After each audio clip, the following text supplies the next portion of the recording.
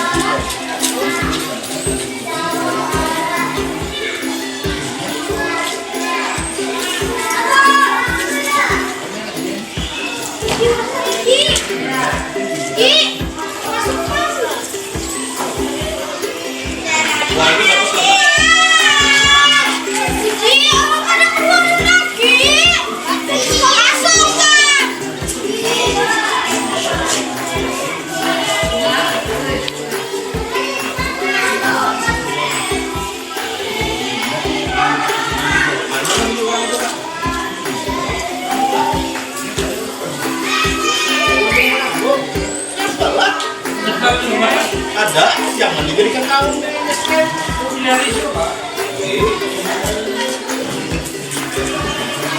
Jangan kami pak sejuta asal mau jadi kamu berselisih 1.600.000 pak, 400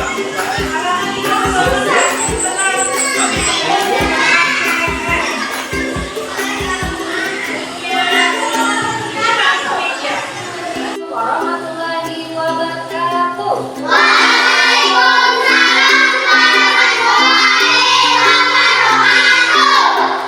Selamat pagi anak-anak ibu. Apa kabarnya pagi hari ini? Hari ini hari apa dan tanggal berapa anak-anak ibu?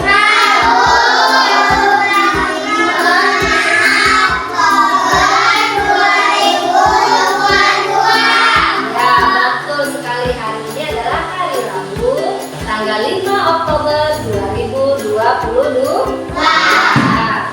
Nah, sebelum kita memulai pelajaran, marilah kita berdoa bersama-sama. Pagi ini doanya Ibu pimpin sendiri. Oke, berdoa dimulai.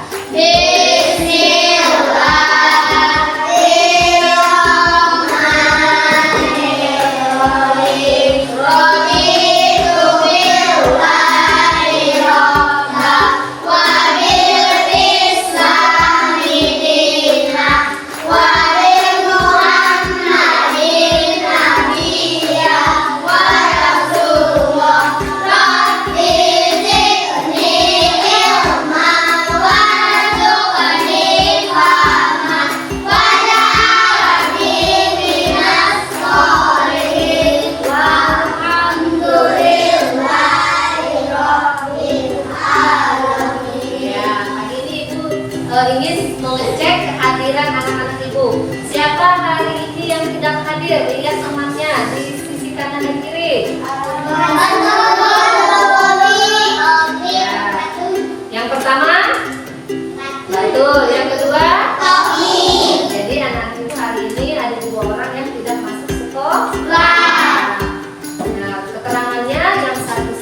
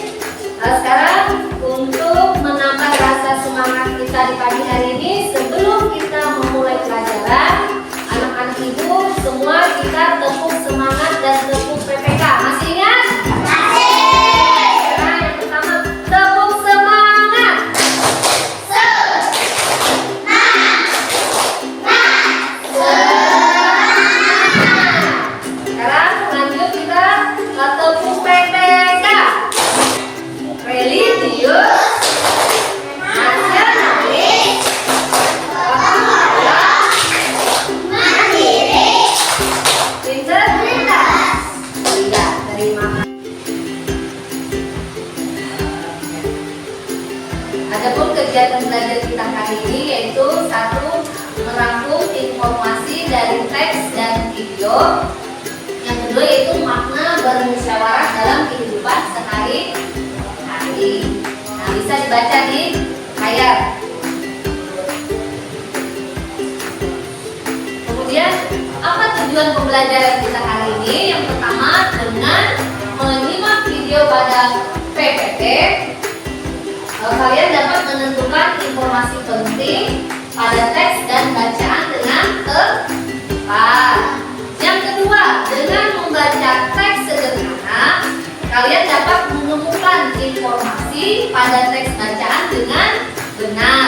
Dan yang ketiga, dengan menyimak PPT, kalian mampu merangkum informasi penting pada PPT dengan tepat.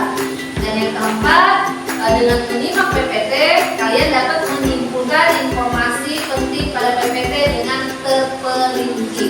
Dan yang kelima, dengan menyimak PPT pada PPT tadi kalian bisa menunjukkan hasil diskusi pada kelompok lain dengan benar.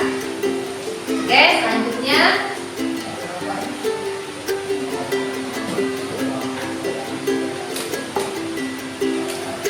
nah, apa itu informasi? Siapa yang tahu informasi? Informasi adalah keterangan, bisa dibaca, keterangan, pernyataan, gagasan, dan yang mengandung makna, pesan, data, fakta maupun penjelasan yang dapat dilihat, didengar, dan dibaca. Nah, yang disajikan dalam berbagai kemasan sesuai perkembangan informasi. Kemudian apa itu teks atau bacaan?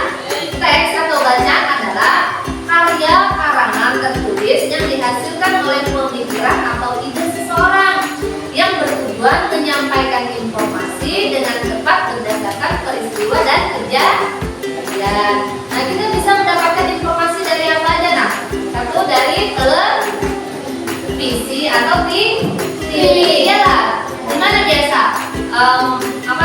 ada tayangan berita hari ini. Nah, itu kalian dapat menemukan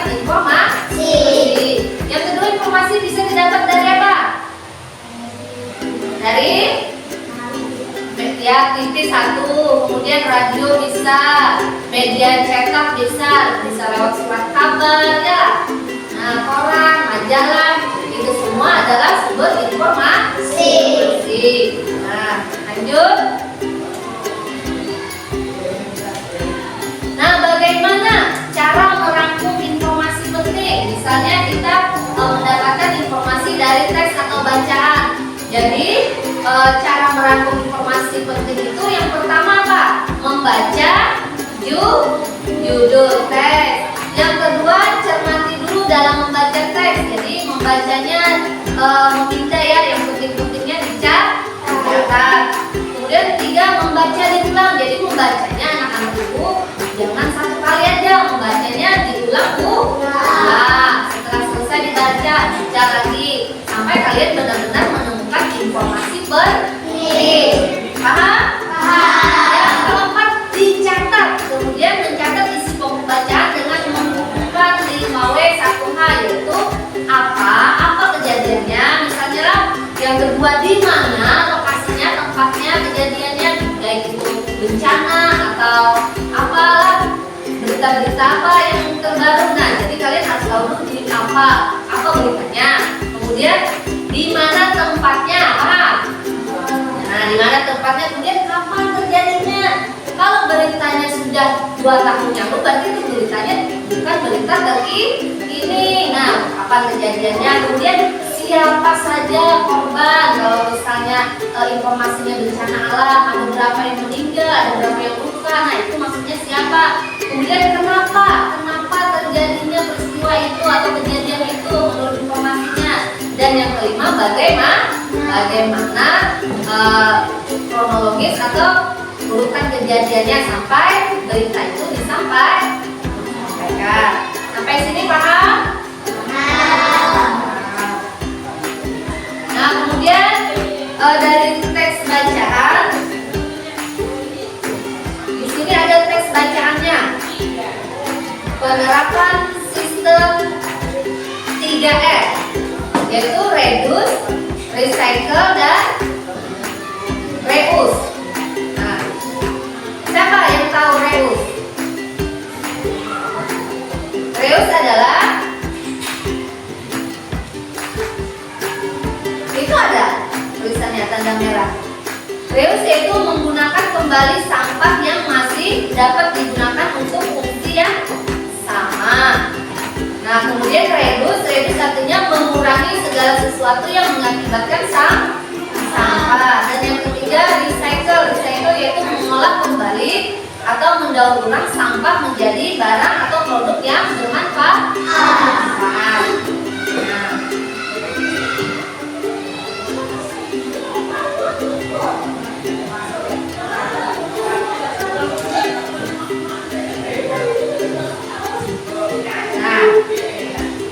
Coba kalian simak video berikut ini sebelum kita ke pembahasan selanjutnya.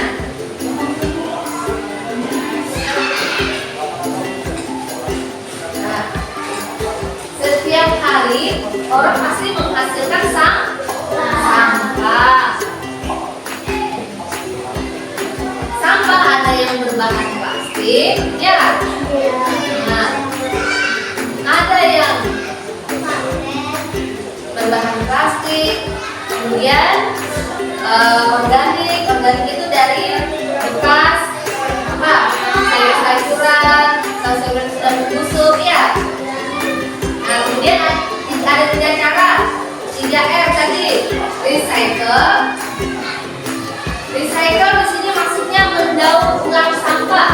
Nah, jadi sampah yang berbahan plastik itu bisa dibuat atau dibikin barang-barang yang bermanfaat. Nah, yaitu dari sampah-sampah plastik dan barang sisa. Contohnya apa? Bungkus makanan. Nah, ada bungkus apa itu? Minuman, ada makanan. Nah, kemudian diolah bisa menjadi barang yang berguna. Nah, bisa dijadikan tas, ya apalah ya. Nah, recycle di sini yaitu bisa mengurangi sampah. Kemudian yang kedua, reuse yaitu belilah barang yang bisa digunakan kembali sehingga mengurangi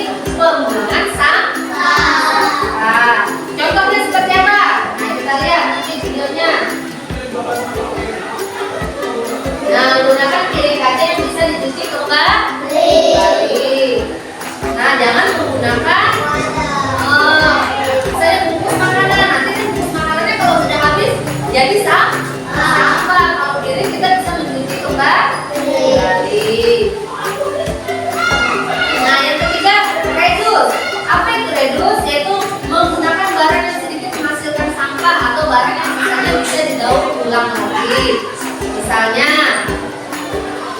apa?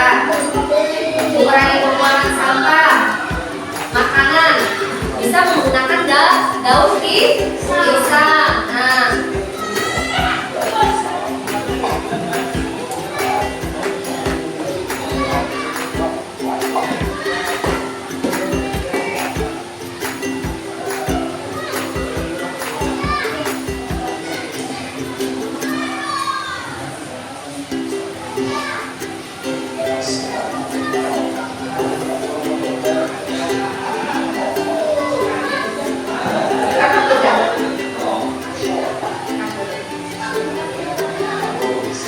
Nah, yaitu yang selanjutnya adalah musyawarah. Musyawarah adalah pembicaraan bersamaan untuk mencapai kesepakatan. Kesepakatan adalah keputusan yang disetujui bersama-sama. Nah, sedangkan mufakat adalah jika semua menyepakati hal yang sama, maka manfaat musyawarah adalah satu, mempererat persaudaraan. Yang kedua, memecahkan masalah secara bersama. Dan yang ketiga, menghindarkan pertengkaran dan menumbuhkan kerjasama. Kemudian simbol Pancasila, sila keempat apa anak-anak ibu? Sila keempat apa bunyinya? Ayo, siapa yang bisa? Angkat tangan. Ayo saja Bu. Angkat tangannya. Ya, Ramadan, di bulan Ramadan, apa bunyi sila keempat?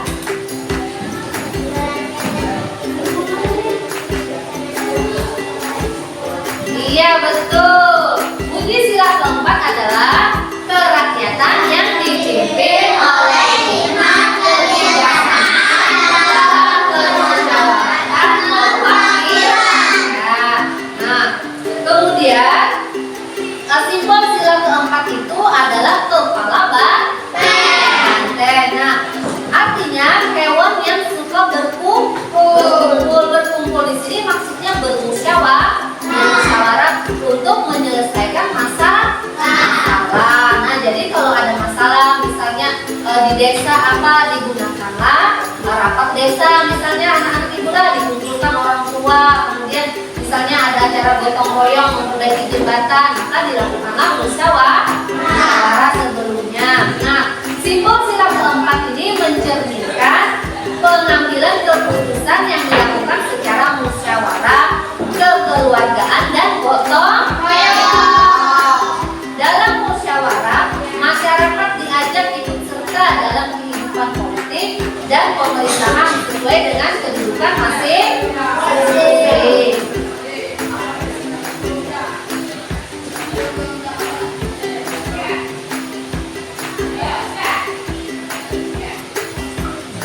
Nah, coba kalian simak dulu video pembelajaran di atas.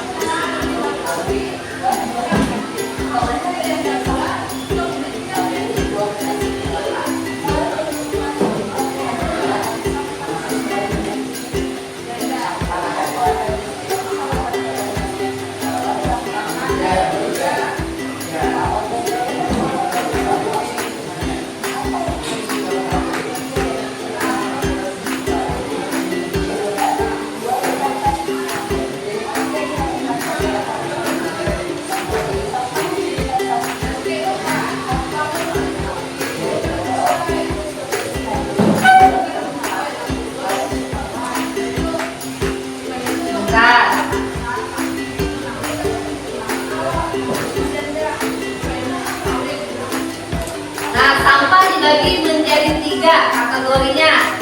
1. Sampah beracun dan berbahaya. Yang kedua, sampah organik.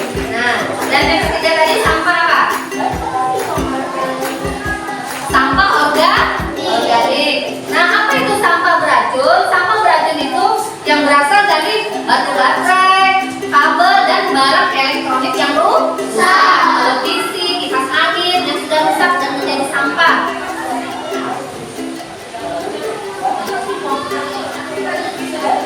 Nah, tuh ya, ada baterai, kabel dan barang elektronik yang sudah rusak. Nah, yang kedua sampah anorganik. Maksudnya di sini sampah yang berbahan satu plastik, yang kedua styrofoam, yang ketiga kaca dan lain-lain. Nah, ini sampah yang susah untuk diuraikan ya. Nah, sampah ini juga mencemari lingkungan. Dan yang ketiga yaitu sampah organik. Sampah organik itu apa contohnya, Nak?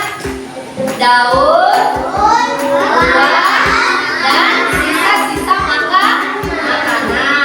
Nah, sampah organik ini nantinya cepat membusuk di tanah dan bisa dijadikan pupuk tanaman. Paham? Paham. Nah, kemudian sampah-sampah itu kemana perginya? Nah, satu bisa dibuang dengan dipilih dulu, kan? Sampahnya dipilih, oh ini sampah berbahan plastik, ini sampah yang mudah hancur. Nah, ini sampah yang beracun tadi ya lah, kabel, baterai. Satu dibuangnya dengan dipilih-pilih tadi dulu kan? Nah, maksudnya dipilih di sini jangan sampai sampah yang berbahan kaca dibuang di tempat sampah, nanti akan berbahaya bagi petugas kebersihan dan para pemulung yang mencari botol-botol bekas ya. Siapa tahu nanti tangannya akan terluka karena sembarangan tadi membuang sampah. Nah, yang kedua sampah itu bisa dibuang tanpa dipilah.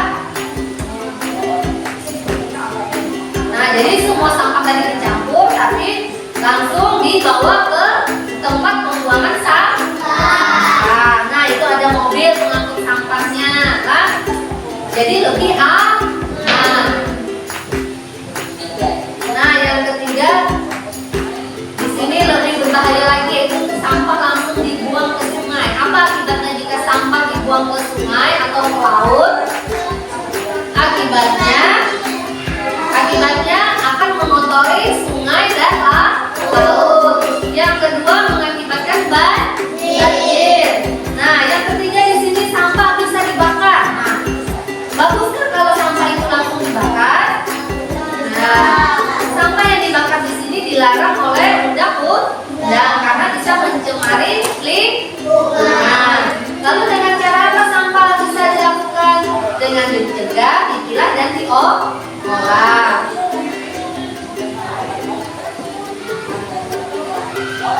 Ya.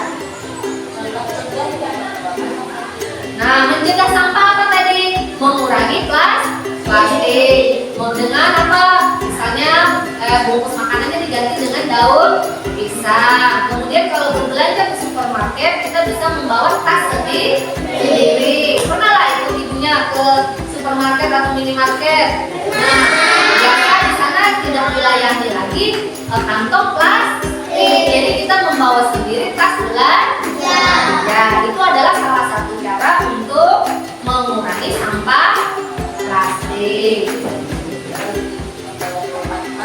Nah, bisa juga misalnya ke sekolah membawa tempat makan, tempat minum. Nah, bagus. Itu tidak membawa sampah plastik dari rumah. Nah, sampah bisa dibuang sesuai jenisnya. Ada sampah plastik tadi ya. Nah, ada sampah yang berbahan. Ya, itu semuanya dipilih. Nah, sampah pun bisa diolah. Diolah apa sampah? Sampah bisa diolah jadi bahan organik. Nih pengolahannya.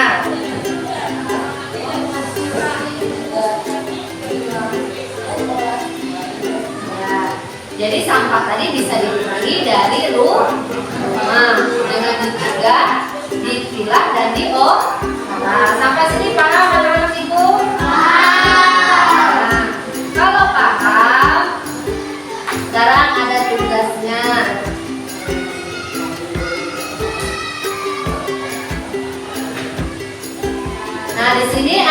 pencegahan dan contoh kegiatan. Pencegahan sampah tadi ada 3, yaitu recycle, mendaur ulang sampah. Yang kedua reuse, memanfaatkan sampah. Dan yang ketiga reduce, mengurangi sampah. Contohnya apa aja dari recycle tadi? Kemudian apa contoh kegiatannya reuse? Dan yang ketiga apa contoh kegiatannya reduce, mengurangi sampah. Nah, ini dibagikan.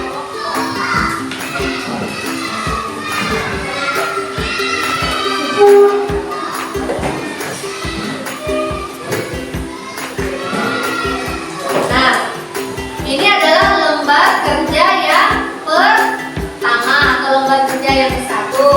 Nah, di sini langkah-langkahnya setelah kalian menyimak video pembelajaran sampah plastik tadi, kalian diskusikan dengan teman sebangku kalian apa yang dapat dilakukan untuk mengurangi sampah, memanfaatkan sampah, dan mendaur ulang sampah. Contohnya apa? Kemudian tulislah hasilnya di dalam tabel. Paham? Bagikan ke belakang.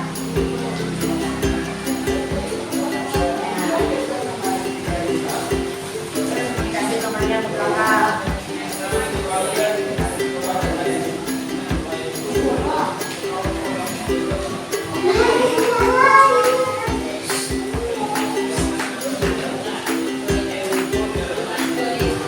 Nah, sudah, sekarang tulis. Ya. Tulis saja. Sebelum tulis apa? Ya. Ya. Apa contoh memanfaatkan sampah dengan cara reduce?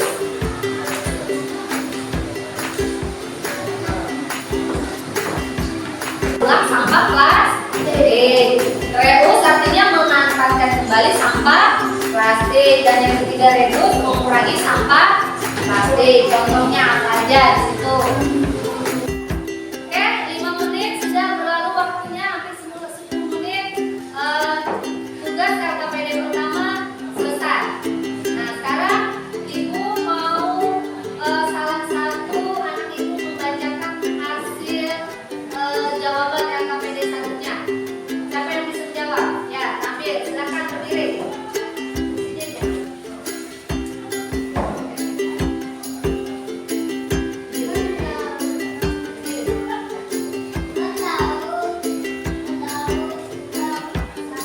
Ya, contoh kegiatannya.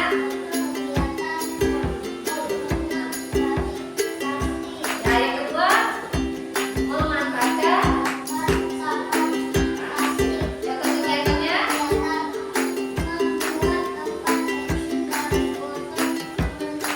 Ya, yang ketiga.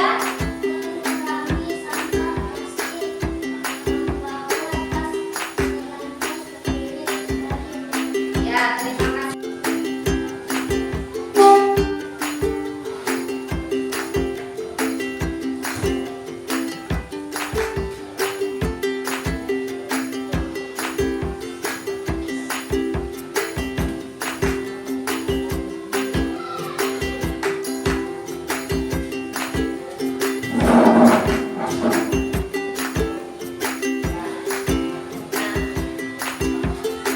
Kemarin kita sudah belajar apa anak-anak Ibu? Siapa yang ingat? Ya, kemarin kita sudah belajar benda di lingkungan sekitar. Nah, benda terbagi menjadi 2. Siapa yang bisa menyebutkan? 1, benda mati, dan kedua benda hidup. Nah, sekarang Ibu tanya anak-anak Ibu, coba sebutkan 3 benda hidup. Yang pertama,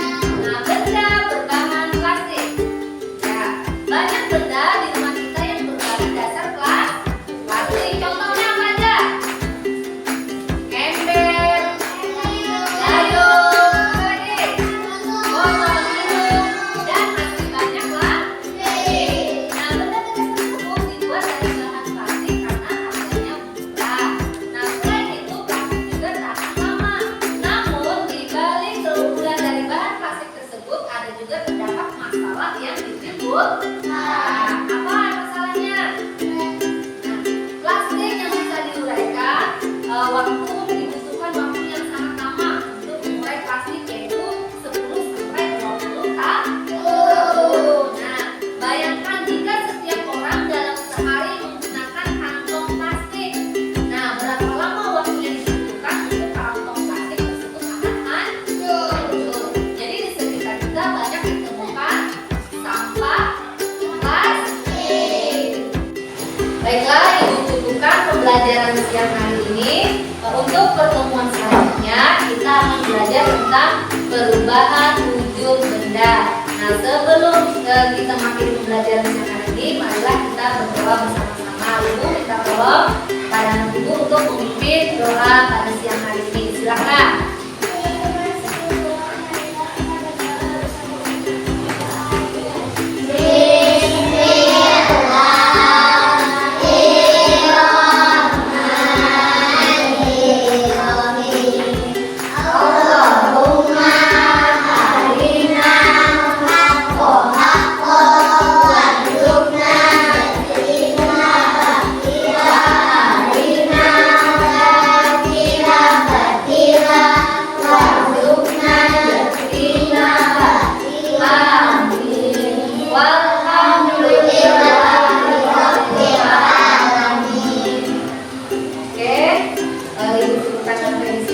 Sekian materi dari Ibu. Wassalamualaikum warahmatullahi wabarakatuh.